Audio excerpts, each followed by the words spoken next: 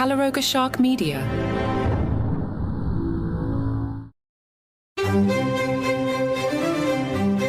Hello and welcome to Palace Intrigue. I am your host, Mark Francis. The King has faced what's being described as a slap in the face after several senior Australian politicians declined invitations to meet him in the nation's capital next week. The King and Queen are set to begin a 9-day tour of Australia on Friday with a schedule of events aimed at strengthening community relations and promoting their key causes, including environmental issues and support for domestic violence charities.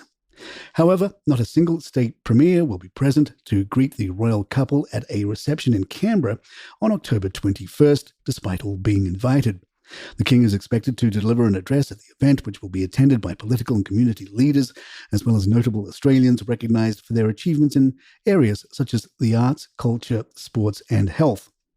Today, Victorian Premier Jacinta Allan added her name to the list of those declining the opportunity to welcome the royals. Bev MacArthur, a spokesperson for the Royal Australian Monarchists League, criticised the move, calling it a slap in the face for the royal family. All premiers and ministers have sworn allegiance to our monarch, Charles III, and it is a monumental insult that they now spit in his hand, extended in friendship, she told the Herald Sun. This is a historic opportunity to unite Australia, to focus on charitable work, and to give back to communities, yet our immature politicians are clearly choosing to play politics. Among the excuses cited, Queensland Premier Stephen Miles is reportedly focused on his election campaign, while a spokesman for Western Australia's Premier Roger Cook stated he had other commitments. South Australian Premier Peter Malinauskas has also declined, citing a regional cabinet meeting, though New South Wales Premier Chris Minns is expected to attend several other events with the King during the visit.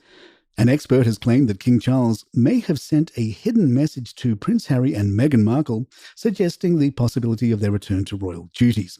Since the couple's high-profile departure from the royal family in 2020, relations with the monarchy have worsened, particularly following the release of their Netflix documentary and Prince Harry's memoir. However, according to The Express, a royal confidant hinted last year that there could be a thaw in relations, inspired by King Charles offering an olive branch to his brother Prince Andrew. Commentator Tom Sykes shared his thoughts on his podcast, The Daily Beast, saying, "A family friend of the King's has said that it was clear there had been a willingness to bring Andrew in from the cold and intriguingly hinted that it could be a template for future reconciliation with his son." The extent to which the King has publicly made it clear Andrew is still a part of the family has caught some people by surprise, but ultimately he has the interests of the monarchy at heart, and that means a united family, whatever its problems. Hopefully, that message is getting through to Harry and Meghan. Recent reports suggest King Charles is keen on a family reconciliation, although the King has left Prince Harry without a UK residence. Harry reportedly remains interested in visiting his homeland more often, according to the Daily Record. Kate Middleton made a surprise appearance with Prince William in Southport, where she switched out her iconic engagement ring for a new sapphire and diamond eternity-style band. This ring, stacked with her wedding band and another eternity ring, has been spotted on her several times recently. The Princess of Wales, who just completed chemotherapy for cancer, has chosen this new jewellery piece as part of a subtle shift in her style, possibly symbolising a fresh start after her treatment. The change has sparked speculation among royal fans, with many suggesting it could represent the next chapter in her life. Kate is showing a different side of her royal role post-chemotherapy, which one expert has dubbed her new superpower. Royal expert Dr. Tessa Dunlop observed that this new chapter of Kate's life, informed by her own experiences with the illness, has deepened her empathy. Dunlop pointed out Kate's understated look during the visit, an ensemble reflecting the sincerity and gravity of the situation, as well as her decision to wear the eternity band in place of her iconic engagement ring. Dunlop noted that Kate's post-cancer journey has given her a new gravitas and ability to connect more profoundly with those in pain. One fire officer shared how the princess privately hugged emergency workers, offering comfort in the aftermath of a difficult summer. It was an intimate gesture that signaled her growth and willingness to support others in moments of unimaginable tragedy. Even Kate may be done with Harry, royal author Christopher Anderson told Fox News. The idea that Kate somehow still has the time and energy to continue playing peacemaker is rubbish. She did try over a period of years and finally threw up her hands in disgust. She did her bit, but it wasn't enough to build a bridge between William and Charles on the one side and Harry on the other. Royal expert Jenny Bond wonders if the stress of the year is catching up with Prince William. All the focus this year has been on Catherine and, of course, on King Charles. But I think we should spare a thought for William, who has had to shoulder the burden and the emotional turmoil of both his wife and father having cancer. And he has had to be the rock for both of them and for his children. It has been an incredibly tough time for him, and the strain is sometimes shown. He looks leaner and perhaps a bit older, but he is stepping out with his new beard and perhaps new confidence that the future is now looking brighter. Never underestimate the value of a royal visit. William is clearly upping his workload, but the engagements he carries out for the issues and campaigns he cares about so deeply are really the shop window for what he does behind the scenes. Every visit, for example, to see the eco-tires of one of the Earthshot finalists is an effective way of bringing publicity and public attention to the things that are the core of his work. If William wasn't there, we would probably never have heard about these tires. You can't buy the publicity that a royal can bring, but behind closed doors, the prince does a great deal more for these companies, organizations, and campaigns. I'm sure he talks to his children about his work and is trying to give them the values and principles he believes in. More Palace Intrigue in just a moment. Sophie got good reviews for her debut on BBC's CBeebies bedtime story last week, charming fans, as she read Specs for Rex by Yasmin Ismail in honor of World Sight Day.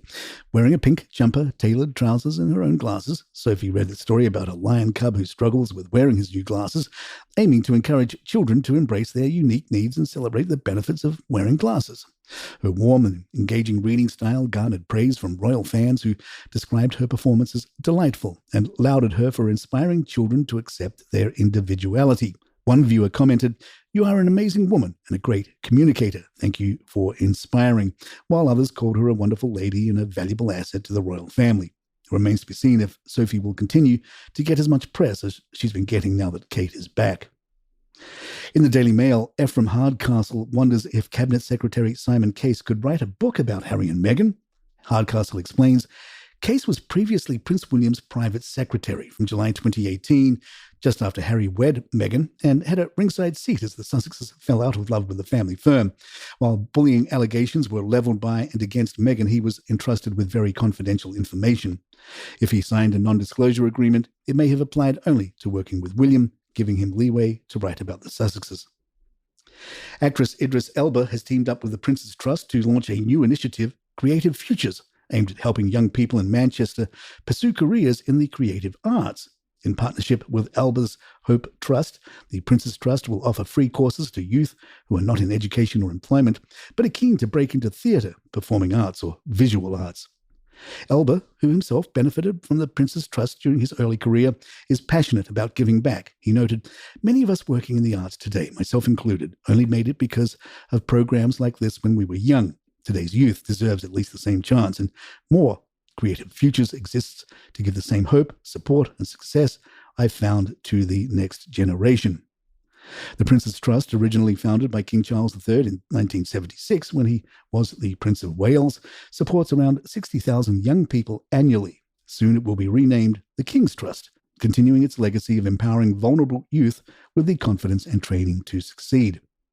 And there you have it. If you'd like to email us, our address is thepalaceintrigue@gmail.com. Please follow us on Spotify, Apple, or the app of your choice, and leave us a review or some stars if you're enjoying the show. Don't forget, you can get this show along with hundreds of others from Calaroga Shark Media, commercial free, including our series Ghost, which is a big hit for October. There's hundreds of episodes there, and you can get those commercial free too. You can find Ghost Scary Stories wherever you get your podcasts. I'm Mark Francis. My thanks to John McDermott. This is Palace Intrigue, and good times.